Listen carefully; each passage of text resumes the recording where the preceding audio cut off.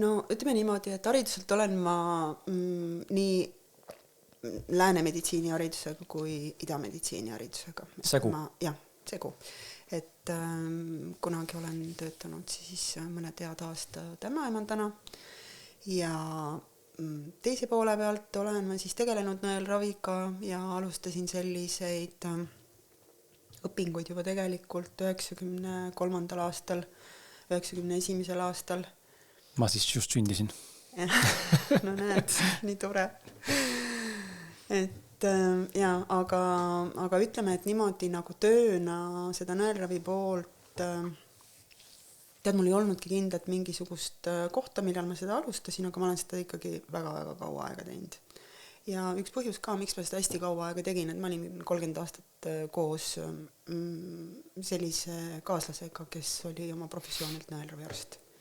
Nõelravi? Nõelraviarst. Mis see nõelravi on oma olemas? Pannaksegi nõele sisse? Jaa, reaalselt ongi nõel pannakse sisse. Aga see on valus ka? Ei ole. Mul on ette kood nõelravi. Need on ülipeened nõelad. Vaata, kui sa vaatad nagu süstlanõel, süstlanõel on ikkagi toru. Ta on toru, mis on lihtsalt ilusti diagonaalis ära lõigatud ja rohi peab sellest torust nagu läbi minema või ravima, eks. Akupunktuuri nõelad on täisnõelad, nagu õmblusnõel, aga nad on väga-väga peeniks, et nad on seal ikkagi mõõtudega 0,1 ja 0,2 ja 0,25 ja 0,3 sellised millimeetri mõõdud on seal, et ikkagi väga-väga peened. Ja lihtsalt on mingisugune naturaalne anne olnud sellele, et jälle minu sellisest nagu minemiku mälust hästi tugevalt tuli see kunagi üles, et ma hakkasin lihtsalt nagu väga kergelt aru saama, kuidas see asi töötab. Ja täna ma siis teen, ütleme niimoodi, et selliseid vastuvõtte, kus järjest suurem rõhk läheb tegelikult, ütleme sellisele nii-öelda jututööle. Et see on lihtsalt minu enda huvi, et see nõelravi osakaal, ma olen seda lihtsalt nii kohutult kaua aega teinud, et see vaikset viisi ma vähendan teda, et ma kindlasti ära ei lõpeta, aga ma lihtsalt vähendan. Ja esimene hetk, kui inimene minu juurde tuleb, siis me vestleme. Ta räägib mulle ära, mis on see põhjus, miks ta tuli ja siis me hakkame vaikselt seda tema teemat arutama. Kuskilt otsast hakkavad asjad liikuma ja ma ei tea, ma ei taha üldse kuidagi nagu kõlada mingisuguse voodoo inimesena, sellepärast, et minu jaoks on need absoluutselt tavalised, reaalsed asjad ja mulle väga-väga meeldib, kui asjad on tehtud nagu lihtsaks ja loogiliseks. Aga midagi ei ole öelda, ma tegelikult ikkagi loen seda inimest, ehk siis tema energeetikat.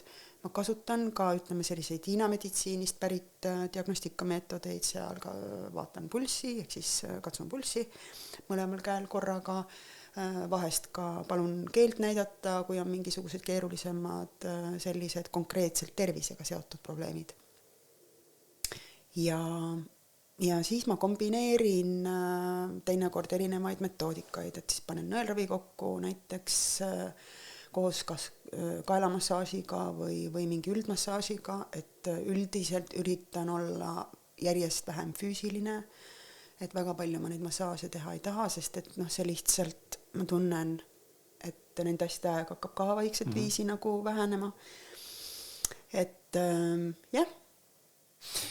See on hästi huvitav, et inimesed vaatavad nagu, neid täna tembeldatakse alternatiivmeditsiinideks, kuigi nad tegelikult on ju algupärase meditsiinid. Alternatiivmeditsiin on täna lääne meditsiin tegelikult. Palun vabandust, sorry.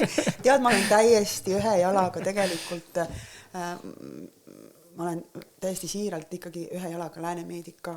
Et mina ei välista absoluutselt seda teist poolt. Sul on mõlema taust olemas. Sest ma ikkagi näen väga-väga selgelt, et tuleb kahe jalaga maa peal olla. Et hakata mediteerima siis, kui sul on lahtine luumurd, on ikkagi hilja. Et palun vabandust, et siis tuleb ikkagi kõik see vaimne värk ikkagi hetkeks rahule jätta. Siis tuleb ikkagi arsti juurde minna ja lasta see jalg kokku panna ja mediteerid pärast. Aga see on huvitav, et me räägime nagu Hiina meditsiinist, mis on 4000 või 5000 aastat isegi jaa, rohkem vana. Tegelikult on veel vanem. Me räägime sellest kui alternatiivist, mis on hästi huvitav, et ma tahaks mingi hetk, et inimesed saaks, et jõuaks nagu konsensusele, et me ei räägi milleski, mis on voodoo, see on lihtsalt nii palju vanem, kui on lääne meditsiin, mis pole võib-olla 100 aastake täis veel, võib-olla 100 pluss on tegelikult täis, aga oluliselt vähem, on ju. Et huvitav, et lihtsalt see on nii juurdunud ja huvitav, et mis minu jaoks alati põnev, kuna ise ju ka hingasin seda Hiina meditsiini mingi aeg Rene Birklandi kõrvalt ja ma tean, et sina ka oled temaga kokku puutunud, siis oli huvitav näha seda, kuidas lääne ja Hiina või ütleme alternatiivid ja siis lääne meditsiini omavahel nagu niimoodi kogu aeg põrkuvad. Sõdimine on ühelt poolt ainult. Teine pool saab aru sellest, et me kõik eksisteerime siin selles mullis iga ühel oma koht. Aga millegipärast see lääne meditsiin täna on see, mis hullult tahab nagu kuidagi vaigistada ja alla suruda ja voodooks teeme täna kõike muud, mis on enda ümber. Aru saada, võib-olla on see raha pärast, ma ei tea, võib-olla on ongi äri, aga lihtsalt nagu kuidagi nagu kõik siin liivakastis nagu läbi saada, aru saada, et igal hetkel oma koht. Kusjuures ma arvan, et see on tegelikult ülioluline isegi sellepärast, et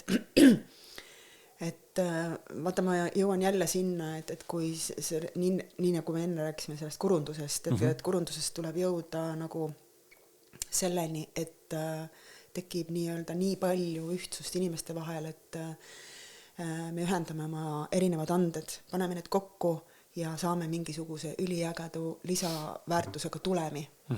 Mõtle, milline võit see kõigil on. Vot see on tõesti win-win situatsioon. Aga see, et me püüame nagu, nii nagu üksikisikul tasandil, et ole ikka hästi madal. Lenda ikka hästi madalalt ja hästi aeglaselt.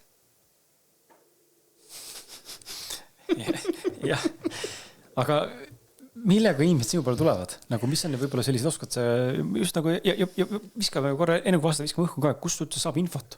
Kui keegi tunneb, kuulab praegu ja mõtleb, et okei, väga põnev. Ma tegelikult tahaks nagu tulla, sest sul on mõlema valdkonna taust olemas, on ju, teadmised olemas, et sa ei ole ainult voodoo ja pole ka võib-olla klassikaline süsteemi nii-öelda toetaja, vaid sul on nagu laiem perspektiiv ja oskus nagu näha, et aga kuhu pöörduda? Natuke rebel, eks ju. Ja natuke rebel ka ei, kuhu pöörduda? Kus see koht on? Mis see leht on? Kõige lihtsam on ikkagi minna minu enda nimega kaiadrikorn.com, see on koduleht.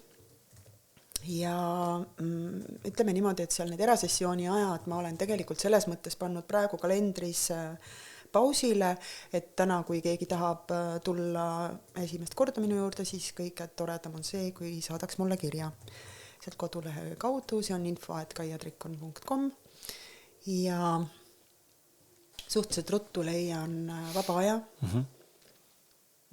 Mul ei ole selliseid kuudepikkuseid järjekordi ja neid ei ole mul mitte kunagi olnud, et võt siin on jälle see, et nii nagu nende soovide soovimisega, et see on minu energia selline, siin ja praegu, et numeroloogiliselt see on see number 5 energia, et mul on hästi tugev number 5 energia, kuigi minu sünnikuupäevas ei ole mitte ühtegi 5 ja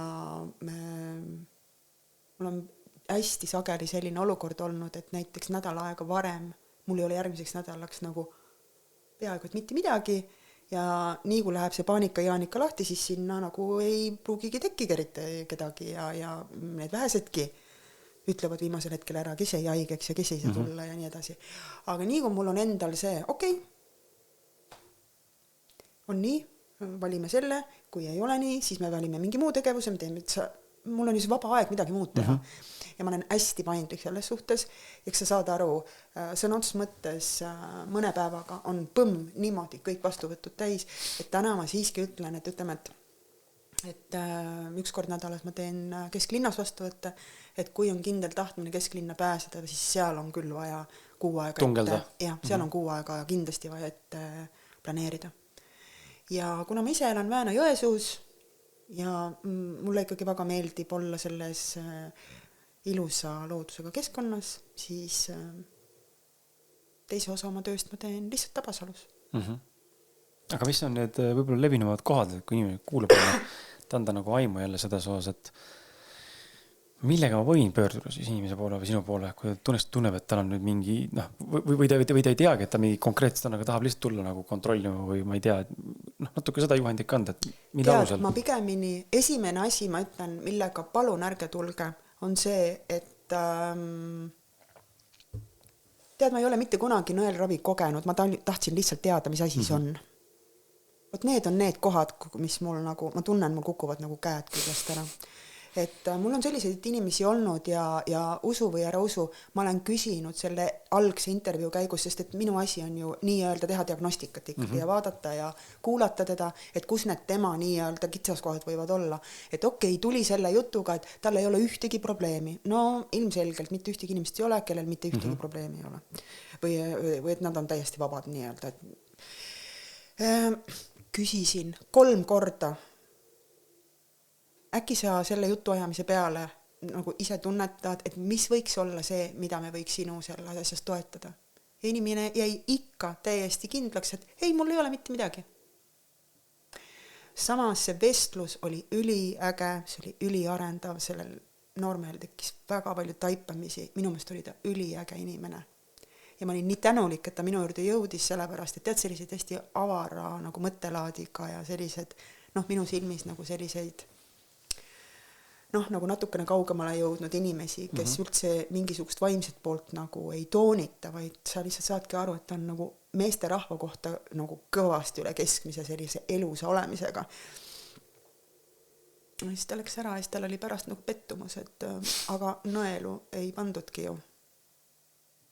Aga saad sõru, ma ei saa sulle nõelu panna, kui sa ise ei avalda konkreetselt mingit soovi. Mina ei ole meelelahutaja. Lambist kuskil topime ei hakka lihtsalt. Ma ei ole meelelahutaja.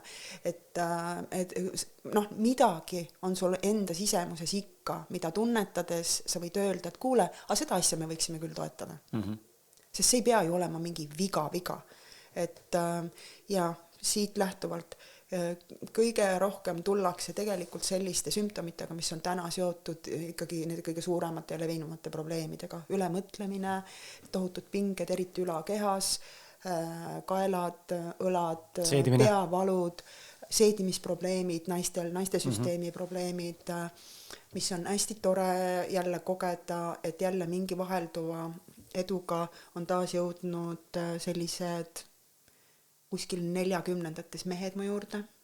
Ma olen nii tänulik, et nad tulevad, sest et nad alati hästi siiralt räägivad nendest asjadest, mis neid elus praegult nagu kas kinni hoiab või miks nad nagu edasi ei liigu sest et see on ju seotud tema selle terviseprobleemiga.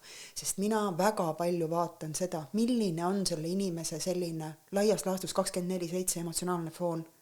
Millele ta fookuse paneb, kui palju ta kogeb mingit teatud sellist emotsionaalse, kuhu skaalasse läheb tema emotsionaalsus, mida ta kõige rohkem kogeb, sest see on mingi baasalus, mille pealt tema nagu toimib ja need on need asjad, mis kõige rohkem mõjutavad tema keha. Need on kõige rohkem need asjad, mis tema organismi mõjutavad, tema funktsionaalsust mõjutavad.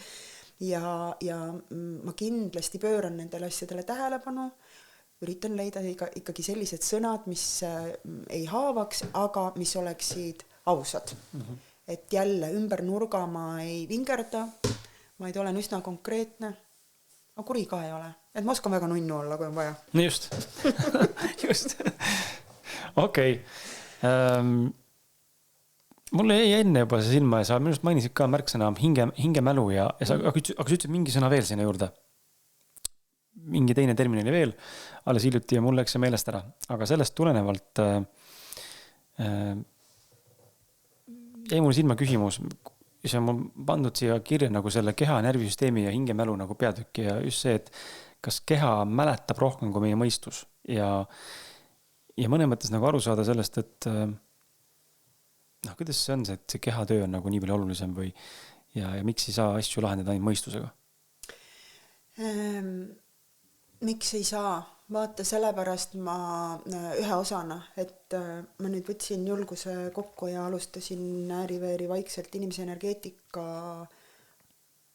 ma ei tahagi öelda õpetamist, see on pigemini nagu selgitamine, et miks asjad on nii, nagu nad on. Et me peame mingisuguseid selliseid põhimõtteid oma energeetikas teadma, siis meil on võib-olla ka oma mõistust lihtsam rahustada ja aru saada, sest et mida ma täna näen, on ülipalju ülemõtlemist, analüüsitakse üle ja absoluutselt täiesti valesse suunda, ise tüüritakse ennast täiesti valesse kraavi. Et ütleme uuesti see küsimus. Et miks ei saa ainult mõistusest tulenevalt asju lahendada, vaid on vaja see ikkagi läbi keha? Vaata, see tuleb sellest, et energeetiliselt juba sinu mõistuse ja keha vahel on täiesti otsene seos. Kõik need impulsid, mida sa hakkad tegema oma peas, oma mõistuses, oma mõtlemises, see automaatselt kohe projitseerub sinu kehasse. Su keha kohe alustab erinevaid protsesse, hormoonid käivituvad, funktsioonidele antakse kohe mingisugune hoog sisse ja kui sul on ka, ütleme, selline negatiivse sisuga mõte, siis tekib lisapinge. Ja see projektsioon teatud mõttetüüpide puhul on enam-vähem üht ja samasse kohta sinu kehas. Ja ega ütleme niimoodi, et kui Hiina meditsiinis ja ka tegelikult Ajurvedas täpselt samamoodi või ka Tiibeti meditsiinis, kui nad räägivad emotsionaalsusest ja tunnetest, siis on hästi nagu mustvalgelt laias laastus ära jaotatud, et millisele organile projitseeruvad, millist tüüpi tunded. Aga see ei ole ju tegelikult nii mustvalge, et nendes vanades meditsiinides ka vaadatakse ikkagi inimest tervikuna ja saadakse väga selgelt aru sellest, et näiteks kui sa kogu aeg koged mingit, näiteks rahulolematuse tunne, see kuulub nagu vihalaadsete tunnete hulka, eks ju, ja kui sa kogu aeg koged seda sellist rahulolematuse tunnet, siis vaata, kui loogiline see on. Mis hormoonid sul vallanduvad kehas, kui sa sellist tunnet koged? Need on ju stressihormoonid. Need on ju stressihormoonid. Mõtle kohe loogiliselt, missugused seisakud või takistused hakkavad kohe juba kehafunktsiooni seisukohast toimima, näiteks seedimises. Kui sul kogu aeg domineerib näiteks seal kortisoolifoon või adrenaliinifoon või. See ei ole mingi voodoo. See on ülilihtne loogika. Aga kui sa oled rõõmus? No siis on dopamiin ja serotoniin ja positiivsed hormoonid. Ja kujuta ette, ja kui sa saad ka selle oksüdotsiinilaksu ka veel sinna, iga päev mingistki väikesest asjast. Hea partnerlussuhe, toredad suhted vanematega. See ei tähenda seda, et sa pead hommikust õhtuni vanematega koos samas majas elama või mingite tundide pikkusid telefonikõnesid pidama. Küsimus on selles, et tuleb hästi läbi saada oma vahel lihtsalt inimlikult. Inimlikkuse mõõde on nagu see oluline mõõde. Et niipea, kui sa sellisel moel käitud, su kehas ju ka domineerivad need nii-öelda head ja positiivsed ja paremad hormonaalsed lahendused. Toidetus, just nimelt nende samade heade hormoonide seisukohad, sest regulatsioonid alluvad ju kõik nende hormoonide produktsioonile, et see hormoon, mida sul kehast antakse, vastavalt sellele toimub ka regulatsioon sinu kehas. Ja Hiina meditsiin näiteks hästi selgelt vaatab seda selle pilguga, et nemad ei räägi hormoonidest, vaid nemad räägivad sellest, et ära ole vihane. Ära ole vihane, sest vihalaadsed tunded takistavad sul näiteks maksaenergiat. Maksaenergia ülesanne on hoida organismis kõiki energiaid, erinevaid energiaid ühtlases voolamises. Kui sa vaatad nüüd füsioloogia seisukohast, mis on maksa ülesanne, ta toodab meile tuhandeid fermente, ensüüme.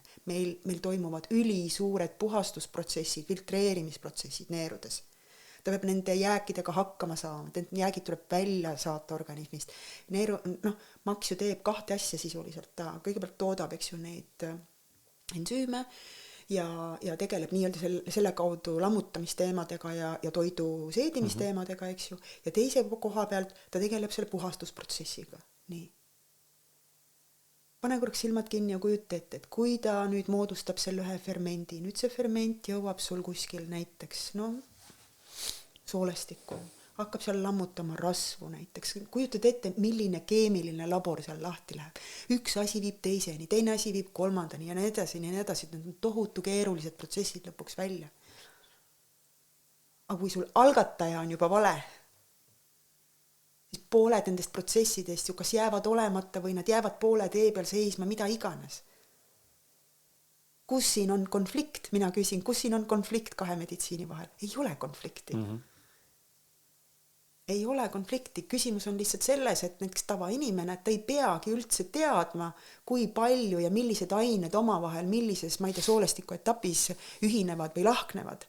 Küsimus on pigemini selles, et kuidas olla parem inimene, kuidas olla inimlikum inimene, et kuule, ole hea. Vaata see vana hea Itaveeri ütlemine, eile oli 1. aprill, palju on näita, et ära vihasta, parem imesta. See on üliäge ütlemine.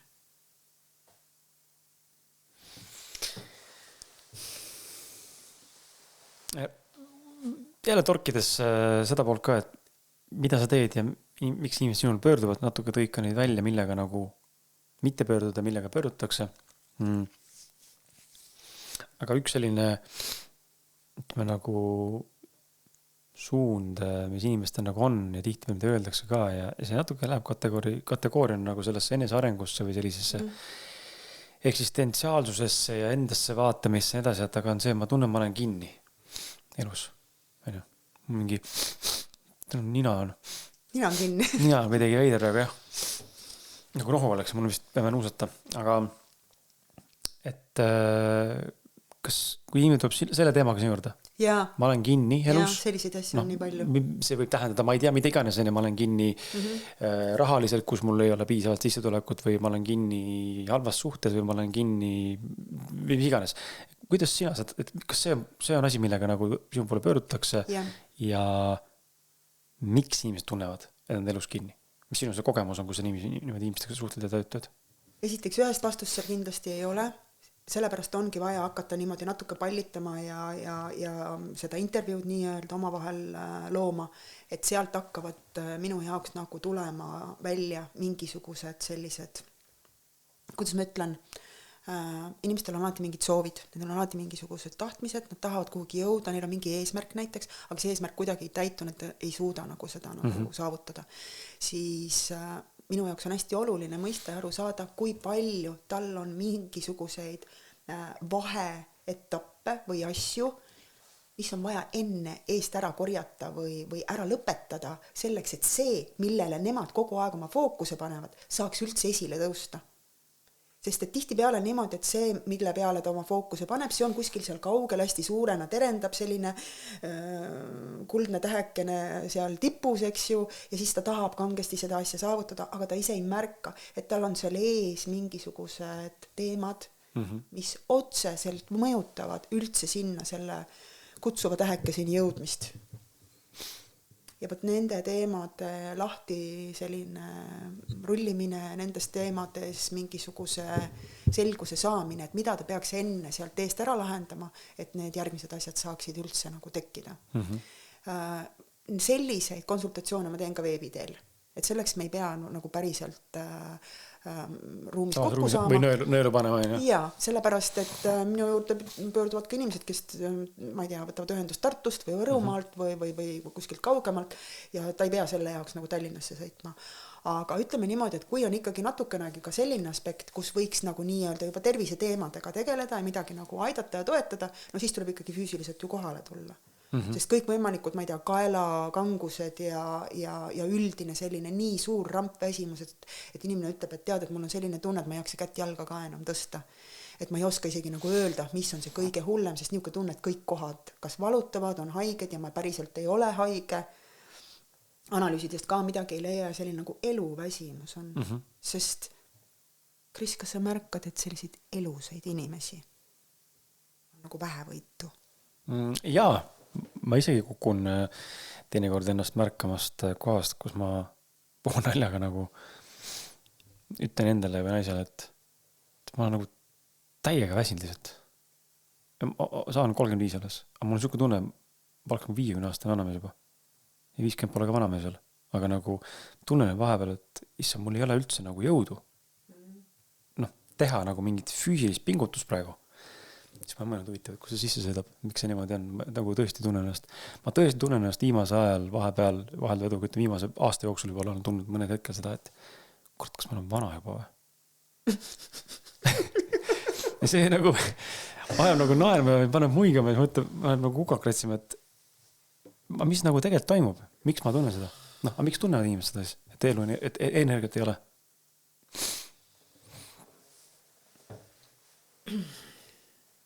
ma ei ole ehitaja, ma ei tee füüsilist tööd, mul on digitöö. No ma ütlen ausalt, et kui on, ütleme, kehaliselt töö selline pigem passiivne, siis esimene asi kindlasti, mis alati elustab, on ikkagi see, et füüsiliselt ka pane energia ringi käima, ole füüsiliselt aktiivne, tee midagi. Igasse päeva pane raudselt mingisugune asi, mis paneb su energia liikuma, või siis ka jälle see elusus tuleb nagu natukene rohkem tagasi. Aga ütleme niimoodi, et kui seal ikkagi nagu hinges või südames nagu väga ei helise, siis jälle vajub ära ja vajub kohe väga korralikult ära. Ja siin ei olegi selles mõttes nagu head nõuannet, et ega siis naljaga pooleks öeldes teised võivad su ümber tantsida kui tahes palju ja teha sulle, ma ei tea, jänese nägusid või mida iganes, eks ju, et see on ainult korraks ja ajutine, siis sa vajud jälle ära, et selle, keha tuleb, esimene asi on see, et kui nagu üldse aru ei saa, kus ma olen või mis ma peaks tegema, alusta sellest, et tee keha kõigepealt võimalikult heasse konditsiooni. Sinna paned, eks ju, et hakkad natuke trenni tegema, ma ei tea, kiirkõndi näiteks tegema, kes armastab jooksmas käia, mida iganes. Tasub kindlasti vaadata oma menüü üle, mida sa sööd, kui palju sa sööd, mis kellaaegadel sa sööd, sest see ka tohutult palju mõjutab jälle.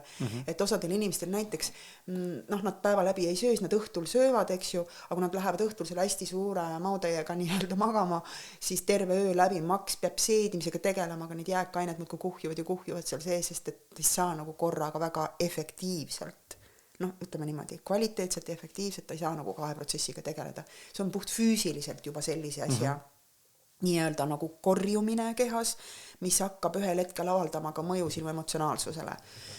Valgus ilmselgelt mängib üliolulist rolli, lihtsalt reaalselt iga päev, nii kui hommikul ärkad ja kardinad eest ära tõmbad, vaata natukene seda taevast ja kui veel päike paistab ka, siis lihtsalt täiesti teadlikult lükka mingid asjad, mida vähegi annab lükata hommikus natukene kaugemale, et sa oleksid päriselt selle päikese valguse käes, sest et päike otseselt aktiveerib meid ja kui me nüüd põikame nagu energeetikasse, siis see, mismoodi meie energeetilisse süsteemi päikese valgus tuleb, ta siseneb meisse ikkagi päriselt päikese põimiku kaudu, nii et see ütlemine, et see konkreetne energiakeskus on päikese põimik, ongi otseselt seotud sellega, et päikese, nii on ta see impulss või valgus, siseneb selle süsteemi osa kaudu ja see on meie tahtekeskus.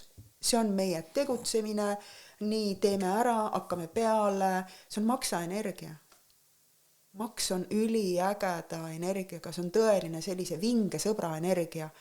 Umbes patsut mõlale ja kuule, pole hullu midagi, lähme edasi, teeme ära muretse. Nii, hakkame siit otsast peale, hakkame toimetama. Aga sul peab olema mingisugune, sest et nii kui tuleb see tegutsemise tahe ja nüüd pead valima raudselt need tegevused, mis on sinu meelistegevused. Ma arvan, üks suurim asi, millega me oma elulisuse maha surume, on see, et meil on kogu aeg see peab ja siis me surume ennast raamidesse.